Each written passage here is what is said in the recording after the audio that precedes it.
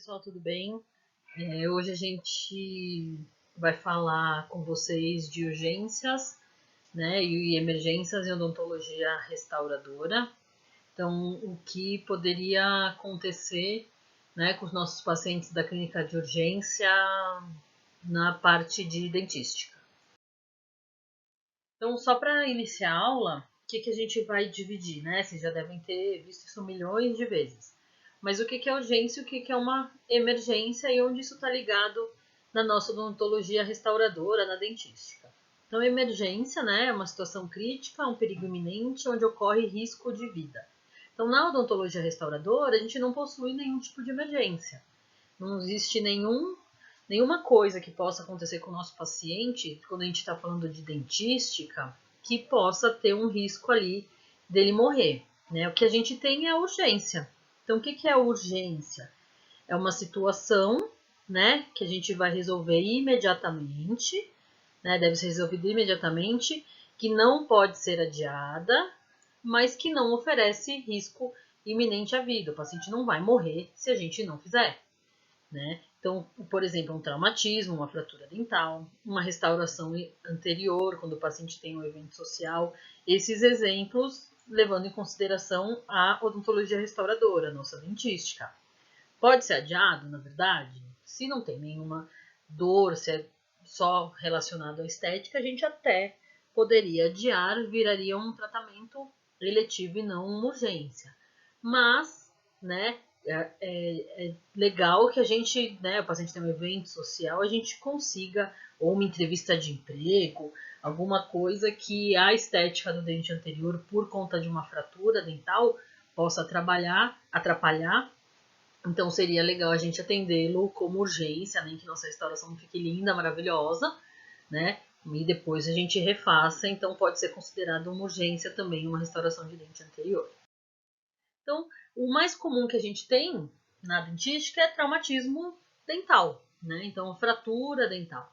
A gente tem fraturas coronárias somente em esmalte, fratura da coroa que pega esmalte e dentina, então uma fratura um pouquinho maior, e a fratura coronária, né, da coroa com a exposição pulpar. Então aqui a gente consegue ver a exposição da polpa, o paciente está com o lábio, né, machucado. Então aqui a gente consegue ver que foi um trauma um pouco maior, né, e esses menores também normalmente por trauma. A gente tem a fratura da coroa e da raiz, né?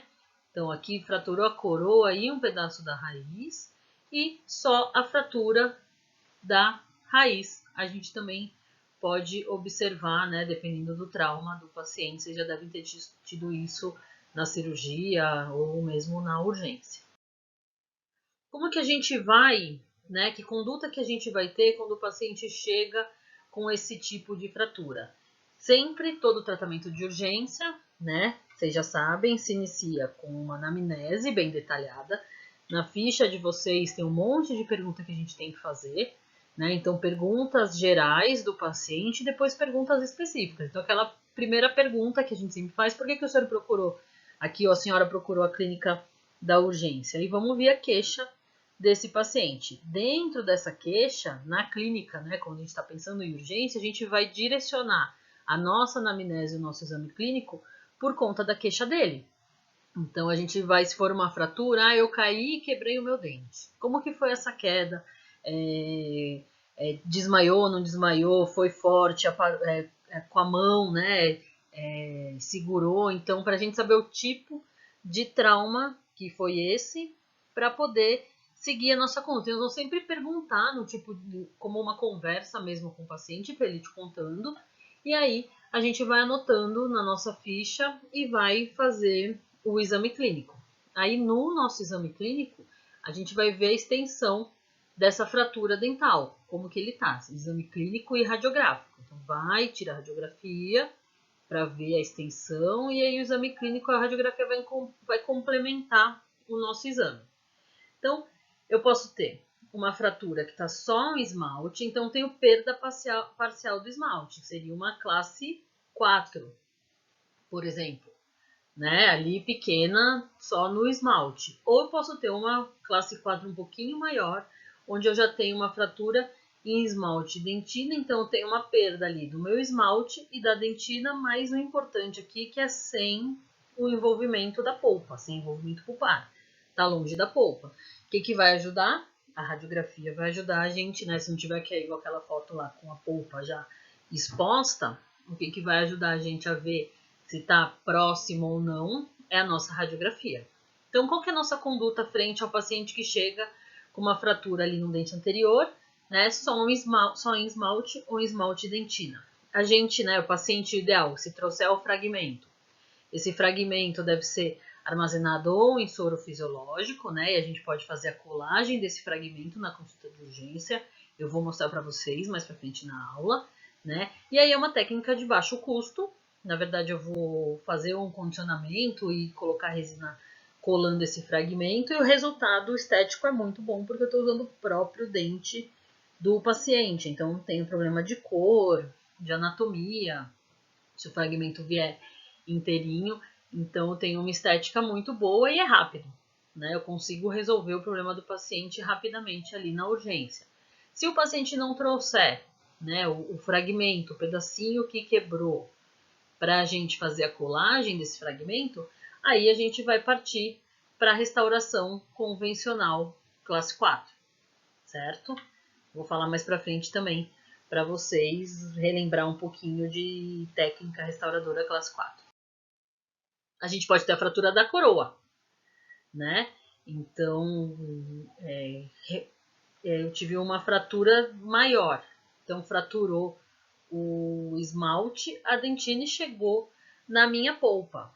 O que a gente, né? Qual que é a nossa conduta? O ideal é que esse atendimento de urgência ocorra em até 3 horas depois do trauma, né? Para que a gente faça intervenções menos invasivas e com isso eu vou ter um melhor prognóstico, né? Se eu tiver fragmentos, né? Se ele trouxer a coroa que foi fraturada, aí eu posso proceder com a colagem do fragmento também. Se fraturou, coroa junto com a raiz.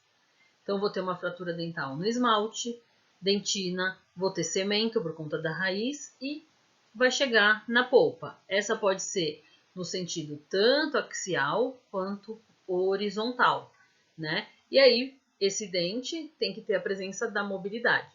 Então, se a fratura for nesse sentido horizontal, eu posso manter o elemento radicular, né, ali na boca do paciente, por meio das técnicas de reposicionamento dental. Então, vocês aprenderam, eu vi que foi postado aula anterior de trauma dental, então a gente vai fazer essa conduta. É necessário fazer o tratamento endodôntico pelo risco da necrose pulpar, então vai fazer o tratamento de canal. O atendimento rápido, né, depois do trauma, vai fornecer um melhor prognóstico. Então, quanto mais rápido for esse meu atendimento, melhor vai ser o prognóstico para aquele dente. Quando eu tenho uma fratura vertical, né, no longo eixo do dente, o único tratamento é a exodontia, a extração do meu elemento dentário. Não tem muito o que a gente faça, né? Então, na aula lá de trauma dental, né, então já foge aqui da dentística quando a gente tem um trauma desse tipo, né, coroa e raiz, ou então vocês vão ter a conduta como foi passado na aula de trauma dental para vocês. Quando eu tenho fratura da raiz, fratura radicular, então muitas vezes o paciente tem um trauma, bate os dentes anteriores, né, o trauma nos dentes anteriores e não tem nenhuma fratura coronária. Ele vai ter a fratura muitas vezes só na raiz, né? Então, a gente pode ter também a fratura no esmalte, dentina, cemento, a polpa, com mobilidade dental, né? Então, se der, vai fazer do mesmo jeito, reposicionamento dental e contenção rígida, e pode ser necessário a realização do tratamento endodôntico em alguns casos. Então, se for uma fratura radicular só horizontal, muitas vezes não vou ter fratura na minha coroa, só mesmo da raiz, certo?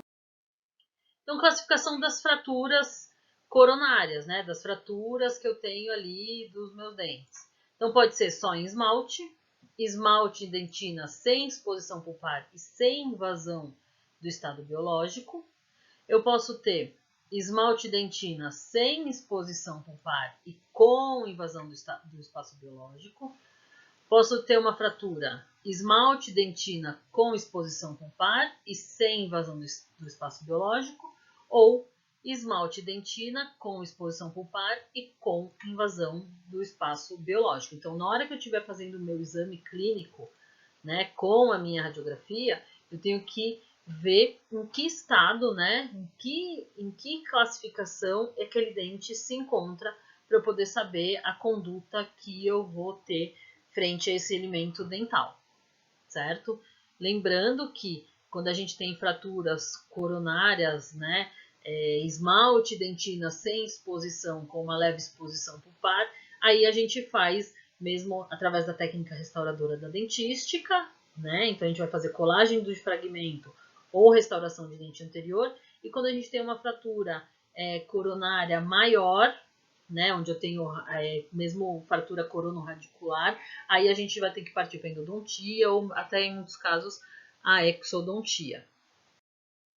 Então tá aqui, né, as fraturas de coroa em esmalte em dentina. Eu posso ter uma trinca somente em esmalte, aí essa trinca muitas vezes é difícil a gente ver no exame clínico, muitas vezes a gente tem que fazer uma retroiluminação com o nosso foto para poder enxergar, ou tem que ter um foco muito bom para ver, né? E aí seria um acompanhamento desse dente, certo? A gente veria essa trinca e faria o acompanhamento para ver que também se não teve nenhum tipo de necrose pulpar a longo tempo, né? Então, a conduta ali do trauma dental. Eu posso ter aqui uma fratura só em esmalte, então uma fratura do tipo classe 4. Se o paciente trouxe o fragmento, eu faço uma recolagem ou eu vou restaurar esse dente com uma restauração classe 4 convencional. No C, é uma fratura esmalte dentina, mas sem envolvimento pulpar, tá longe da polpa, certo? Então também, se o paciente trouxer o dente, eu vou fazer a recolagem do fragmento ou vou fazer uma restauração convencional classe 4. Quando eu tenho a fratura de esmalte com exposição pulpar, né, esmalte dentina com exposição pulpar, eu posso preservar essa polpa, fazendo um capeamento pulpar direto e a colagem do fragmento ou uma restauração pulpar. E esse dente vai ter que ter um acompanhamento para a gente ver como que ele vai evoluir. Se é uma fratura, né, aí coronorradicular grande, eu tive grande exposição pulpar, aí sim eu vou ter que fazer o tratamento endodôntico desse dente. Pequenas exposições, a gente ainda consegue fazer um capeamento pulpar direto. Então tá ali, fratura coronária e esmalte, tenho só a fratura no esmalte dental. Então, trouxe o pedacinho, a gente cola, se não, restauração, né? Vai pegar a anatomia do dente, fazer a restauração clássica convencional. Fratura, né? Com esmalte dentina sem exposição pulpar. Então, ó, é uma fratura maior, certo? Eu já expus dentina aqui do meu dente.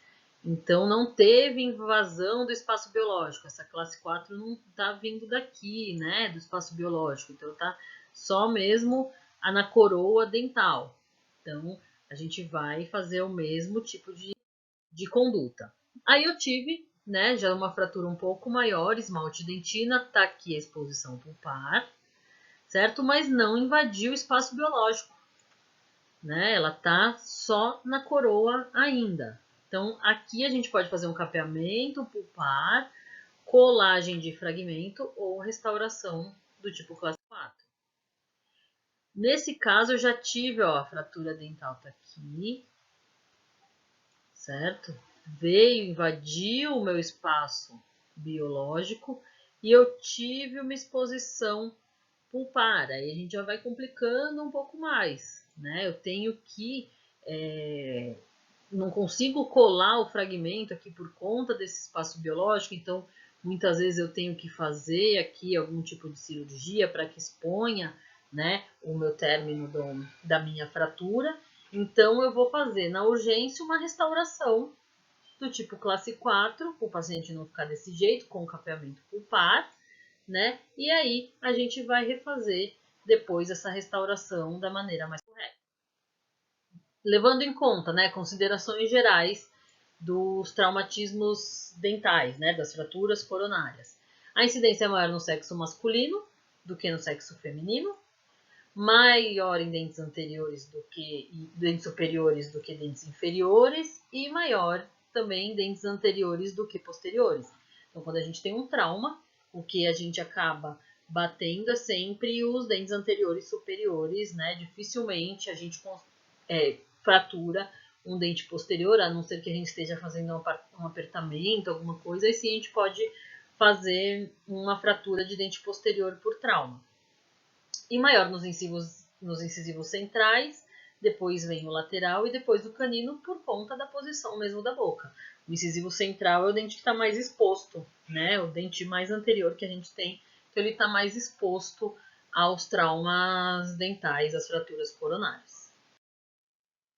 O que a gente tem que considerar, né, quando a gente fala em dentística? Antigamente, quando a gente não tinha as resinas compostas, né, a era pré-adesiva, onde não tinha o adesivo ainda, o que a gente levava em conta, né, a conduta de um traumatismo dental era uma restauração indireta ou mesmo a exodontia, né, dependendo da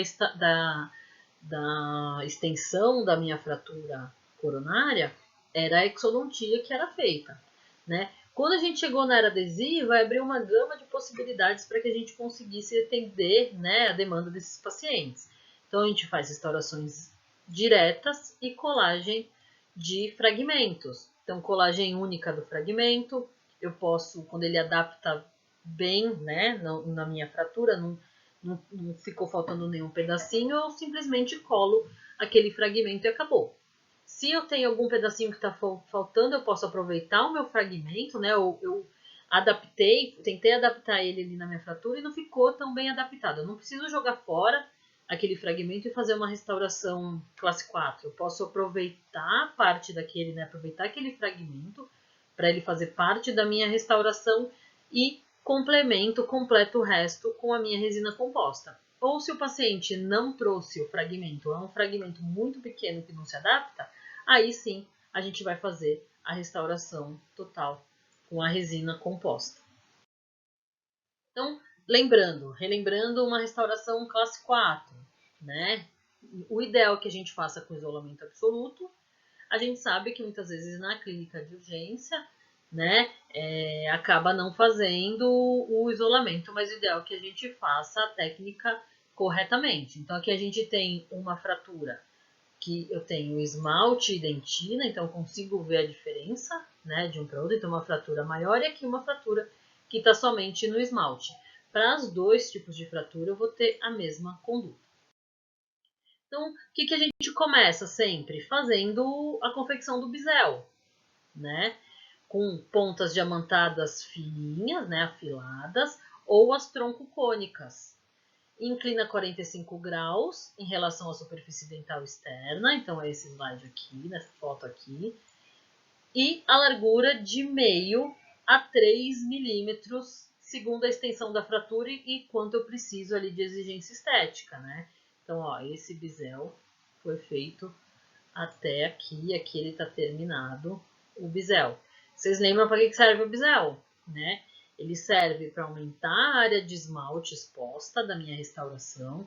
Então, eu vou ter toda essa área aqui condicionada em esmalte para preencher de resina. Então, eu aumentei toda essa área, né? Lembrando que a adesão no esmalte é muito melhor do que na dentina.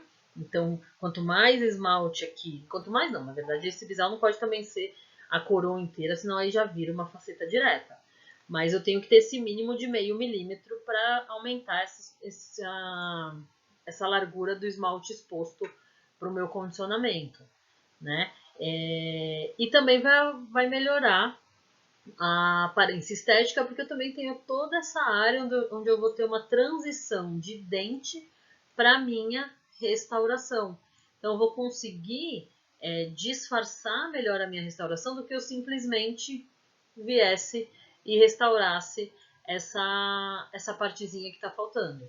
Né? Então, o bisel tem por função essas duas funções e é feito só na vestibular, tá? A gente não faz bisel na palatina ou na lingual, porque eu tenho área de oclusão, área de força oclusal, e aí eu posso ter, na verdade, eu tô achando que estou aumentando a área de esmalte, mas eu posso ter uma espessura muito fina de restauração, que por conta da minha oclusão vou ter fratura e eu vou poder ocasionar um degrau, alguma coisa, né? Então, sempre o bisel somente na vestibular. Então, tá aqui sendo feito o bisel, né? Nessa foto, então, tá aqui, aqui já foi feito, então eu faço em toda a extensão, tá vindo pra cá, e aqui o meu bisel terminado. Então, eu expus toda essa parte de esmalte, né? Toda essa espessura, e o bisel ele tem que ser, ó, homogêneo, então ele é todo igualzinho. Eu expus toda essa parte de esmalte aqui, que vai melhorar a minha adesão e vai melhorar a minha estética, certo? Então, essa, para vocês relembrarem, é o objetivo do meu bisel. Quando eu tenho uma fratura que ficou como se fosse uma cavidade profunda, então estou bem próximo à polpa, eu vou colocar o meu hidróxido de cálcio, né? Vou fazer a proteção do complexo dentino pulpar, sempre na minha área mais profunda da restauração, né? Então aqui é a minha parte mais profunda, aqui vocês conseguem ver que tá mais rosinha, a gente consegue enxergar a polpa, mas nessa parte aqui é a parte mais profunda. Então, não vou colocar o meu hidróxido de cálcio em toda a parede aqui, toda a minha parte aqui da restauração, né? E muito menos eu vou colocar nas minhas bordas da restauração do esmalte. Então, o hidróxido de cálcio nunca deve ficar próximo à borda da restauração, certo? Então, o hidróxido de cálcio, quando for aplicado, sempre na área mais profunda. E lembrando lá no slide anterior, quando eu uso hidróxido de cálcio, obrigatoriamente eu tenho que usar o ionômero de vidro por cima, porque o hidróxido de cálcio não tem uma propriedade mecânica muito boa, ele vai tendo microfraturas, né? Então a gente precisa sempre proteger com o ionômero de vidro e uma fina camada também, para não transparecer na minha restauração, não atrapalhar a estética. E a gente vai caminhar como uma restauração convencional. Vai fazer o condicionamento ácido, né, nas duas. Aqui é aquele caso, são dentes diferentes, né? Vocês lembram? Aqui eu não tenho dentina e nesse caso tem dentina exposta. Vai fazer a aplicação do sistema adesivo, certo? Se eu for usar um adesivo autocondicionante, pronto, adesivo autocondicionante, como é que eu faço? Eu faço o meu condicionamento somente no esmalte e depois passo, né, somente no esmalte, depois eu vou passar o meu adesivo em toda a minha cavidade. Então, se você for usar o autocondicionante, você faz desse jeito. Quando for fratura só no esmalte, o ideal é que você faça o condicionamento no esmalte, né? Tem vários artigos, vários estudos que dizem que o condicionamento, né, o autocondicionante não tem uma adesão muito boa no esmalte. O ideal é que a gente complemente sempre com o condicionamento, com a fase do condicionamento. Vai fazer a inserção da resina composta, então vai usar tira de matriz, vai fazer uma restauração convencional do tipo classe 4, como vocês já aprenderam. E aí, vocês podem perceber aqui que a minha restauração vai até o bisel, certo? Então, ó, até o bisel e depois vou fazer o polimento. O que a gente tem que fazer? Verificação da oclusão. Só pedir para o paciente abrir e fechar a boca? Não, tem que fazer oclusão dinâmica também. Então, protrusivo e lateralidade, onde tocar, a gente vai remover, lembrando que esse dente teve um trauma, né? Então, a gente não pode deixar ele além disso com trauma oclusal. Então, é importante que a gente faça a verificação da oclusão. Acabamento e polimento, né? Taça de borracha, disco de lixa, pasta de polimento para dar o polimento, taças de silicone. Então, a gente vai fazer o acabamento e polimento normal e na proximal, lembrando, tira de poliéster, nunca tira metálico. Então, o paciente teve uma fratura, não trouxe dental, né, de dentina e esmalte, sem envolvimento pulpar, a gente vai fazer uma restauração classe 4 convencional, como vocês aprenderam lá na dentística, certo? Importantíssimo a gente verificar a oclusão, não deixar nada de contato oclusal. Então, o paciente, quando tem o fragmento, tem o pedacinho de dente, a gente vai fazer a colagem do fragmento. Como que vai fazer? Então, todo o exame lá, né? Toda a consulta de urgência, a gente vai fazer uma anamnese, o exame clínico, tecido mole, tecido duro, vai fazer a radiografia complementar e profilaxia no remanescente dentário, no fragmento também, né, com escova de Robinson e pedra pomes. Não é para usar a pasta profilática, né? Muitas delas têm flúor na composição, então a gente usa a pedra pomes mesmo. Vai fazer a seleção da cor do dente, né, da resina composta, que a gente vai fazer a colagem do fragmento. Anestesiar, ideal sempre com isolamento do campo operatório, e vai fazer a adaptação do fragmento. Então, vai fazer a produção do complexo dentino, ó, corrigi o meu corretor, dentino-pulpar. Tem comprometimento da dentina, né, somente, né, não teve lá exposição pulpar. A gente vai fazer o próprio ataque ácido suficiente ou uma fina camada de ionômero radiopaco, certo? Tive o comprometimento pulpar. Então, a minha fratura chegou lá, expôs a minha polpa. A gente vai avaliar o tipo de sangramento, né? Sangramento abundante, a gente não consegue. Então, é a mesma coisa da nossa aula de proteção do complexo dentino pulpar, quando a gente tem uma exposição acidental, quando está removendo ali o tecido cariado, a nossa conduta vai ser a mesma coisa. Então, vai ver o tipo do sangramento, se é abundante ou não, a extensão dessa minha lesão, então o tamanho dessa minha exposição, há quanto tempo essa polpa está exposta, né? Se for muito tempo, não adianta, ela já contaminou. Então não tem como a gente tentar fazer nenhuma proteção nela. Então a gente já parte direto para a endodontia.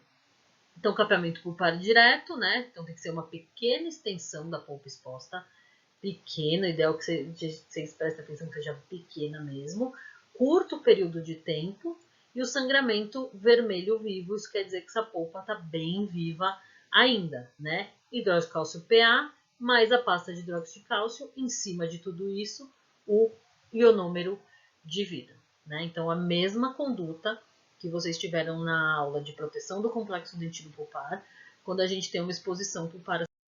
Essa parte de curetagem pulpar e de pulpotomia, a gente vai fazer em dentes jovens, né?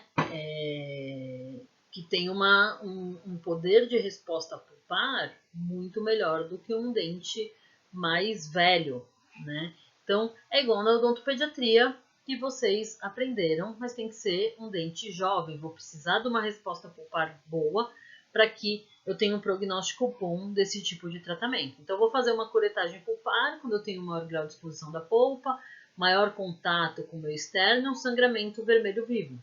Então, vai fazer a curetagem removendo essa camada mais superficial da polpa. E no local lá da exposição, vou pôr hidróxido de cálcio PA, mais o meu cimento de hidróxido de cálcio. Na pulpotomia, tem um grande comprometimento pulpar, que leva também em consideração o tempo e o local do acidente, onde foi, né, que caiu o paciente, para saber o quanto que eu posso ter o risco de contaminação ou não dessa minha polpa. Então, vai fazer a remoção da polpa coronária, né, a pulpotomia, permanecendo a polpa radicular. Então, vou pôr hidróxido de cálcio PA, mais cimento de hidróxido de cálcio, mais o ionômero de vidro. Pulpectomia, né? Então é como uma situação irreversível em relação à vitalidade e viabilidade pulpar. Então é necessário o tratamento de canal.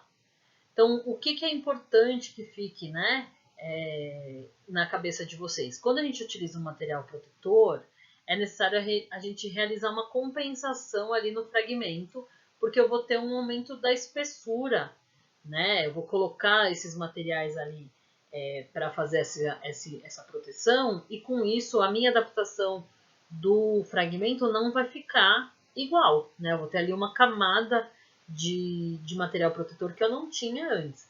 Então, o ideal é que a gente faça essa compensação no fragmento. Então, eu vou desgastar uma partezinha do fragmento para que eu tenha uma adaptação melhor dele ao meu remanescente dental.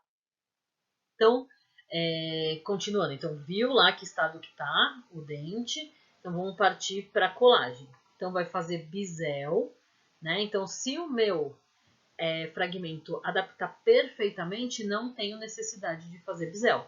Se eu tiver que acrescentar qualquer coisinha de resina, o ideal é que eu faça o bisel pelo que a gente já explicou na restauração classe 4. Então, eu vou fazer um bisel palatino, né? Então, antes ou depois da colagem, né? E tem como finalidade aumentar a retenção, porque eu vou expor mais esmalte, né? Para poder fazer essa minha colagem. O bisel vestibular, né? Aumentar a retenção, também por conta da maior exposição de esmalte.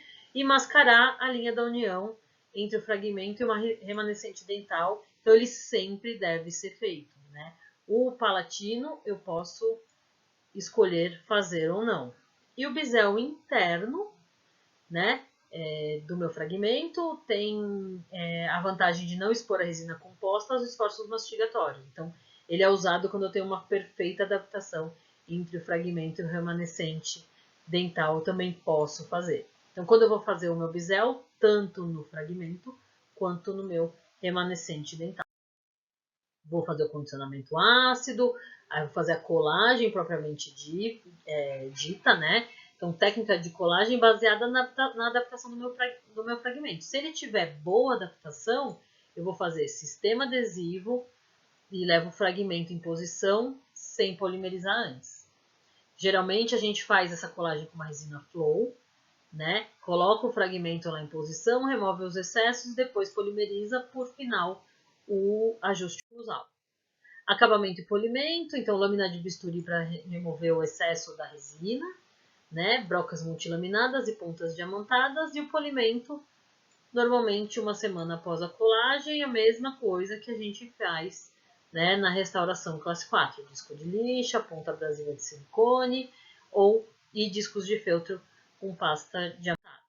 Então tá aqui colagem de do fragmento. A gente vai fazer o diagnóstico, né, e testar a adaptação do fragmento. A gente consegue ver que nesse caso aqui, ó, eu tenho uns espaços, eu não tenho uma perfeita adaptação. Falta esmalte, ó, em toda essa parte aqui, certo? Então, vou ter que complementar com resina composta. Não vou conseguir só colar o meu pigmento, tá? Aqui eu já tive, na palatina eu já tenho uma adaptação melhor, né, do que na vestibular. Na vestibular, então na palatina tá uma linha mais certinha e na vestibular eu perdi toda essa parte de estrutura dental. Então, vou fazer a profilaxia, tá, com isolamento, né? Então, de novo, profilaxia, isolamento respiratório. O mesmo procedimento, né? Condicionamento ácido e a aplicação do sistema adesivo. Faço tanto no dente quanto no fragmento. Aplicação aqui, ó, depois da colagem do fragmento, com somente o sistema adesivo. Então, pus o sistema adesivo, coloquei o meu fragmento em posição e fiz a colagem dele. Tá aqui. Então, na vestibular ficou desse jeito, então ficou faltando toda essa parte aqui, né, de material ainda. Então, agora eu vou fazer o complemento com resina composta, para que eu consiga preencher esses espaços que ficou faltando ali da estrutura dental. Então, vou preencher toda essa parte, mudou de lado a foto, mas é mesmo. Toda essa parte com resina composta é que a gente consegue ver, né? A resina, ó, veio até aqui, ó, por conta do bisel. Então tá aqui, ó. Então, ele faz o acabamento e polimento. Outro caso de colagem de fragmento, certo? Sem exposição pulpar. Então, era o antes e depois. Aquele lá, passou. A gente também tem casos, né? A gente não tem casos na dentística, na urgência, somente de trauma dental, né? É mais comum que a gente tenha, mas a gente tem paciente com cárie também e começa a sentir dor no dente e vai procurar a clínica de urgência ali da faculdade, né? Quando a gente faz o exame clínico e se depara com uma cavidade assim aberta, com tecido cariado, a gente não pode simplesmente mandar o paciente para casa, a gente tem que atender ali a expectativa dele de passar a dor. Então, qual que é a conduta? Vai abrir a cavidade, né, fazer aqui uma cavidade classe 2 e restaurar esse dente? Não, a gente está na clínica de urgência, né? A gente tem que remover a dor ali do paciente e aí indicar ele para fazer o tratamento. Então, a nossa conduta, qual vai ser? Remoção da lesão cariosa, né, que está profunda e com dor, e fazer uma restauração provisória. O que é importante que a gente veja? Verificar se a profundidade dessa minha cárie vai exigir uma complementação ou com a pulpectomia. Né? Então, antes de fazer só essa curetagem, eu preciso fazer a radiografia e ver se tem ali, se essa cárie já chegou na polpa ou não. E aí não é essa conduta que a gente vai ter, é a conduta mesmo lá da urgência de endodontia. Né? Então, a gente remove cureta, mesmo com cureta dentinária ou instrumento rotante, rotatório, né, broca carbide. Então, a gente faz essa remoção do tecido cariado, sem se preocupar em refazer toda a remoção, a gente deixa a dentina afetada, né, e faz uma restauração provisória com o ionômero de vidro. Então, selei a minha cavidade, certo? E o paciente, com isso, vai diminuir a dor dele e a gente vai deixar pronto para que ele, sim, consiga depois fazer o tratamento eletivo, quando a gente fala em universidade, né, lá na nossa faculdade, a gente pode indicar ele para dentística ou para integrada, mas esse paciente já vai estar ali com um meio mais adequado. Então, o paciente veio com a cavidade, né, relata dor nesse elemento, né, dor normalmente com gelado, com doce. A gente faz o exame clínico e achou aqui a cavidade. Então, vai fazer uma curetagem mesmo, ó, com cureta, né, instrumento manual, cureta de dentina e a restauração com ionômero de vidro, né? Que é a mesma coisa, aqui tem uma classe 2, né? Paciente veio aqui com dente, ou mesmo muitas vezes o que a gente pode ter na urgência não é nem a cárie, caiu a restauração, né? Soltou uma restauração que o paciente já tinha, ou fraturou um pedaço ali do dente porque tinha uma infiltração de cárie, né? Então a gente vai simplesmente, não precisa tirar toda a restauração que o paciente tem, né? Isso não é o nosso procedimento na urgência, a gente vai fazer mesmo a curetagem, né, desse tecido cariado, então com a cureta, ó, tá aqui a cureta de dentina, e vai fazer a restauração com ionômero de vidro e sempre, óbvio, checar os contatos oclusais da nossa restauração, e a gente não precisa de isolamento absoluto para fazer isso, né, a gente pode fazer com isolamento relativo. Então, se o paciente veio com uma restauração fraturada sem cárie, a gente simplesmente faz a restauração com um ionômero de vidro, certo? Então, isso é o que a gente tem de mais comum, né? Como urgência, quando a gente pensa em dentística. E espero que vocês tenham aproveitado a aula. Qualquer dúvida que vocês tenham, tem o fórum de dúvidas ali da semana. Vocês podem postar a dúvida de vocês que eu respondo. E participem. Boa semana, se cuidem. Espero vê-los em breve. Tchau.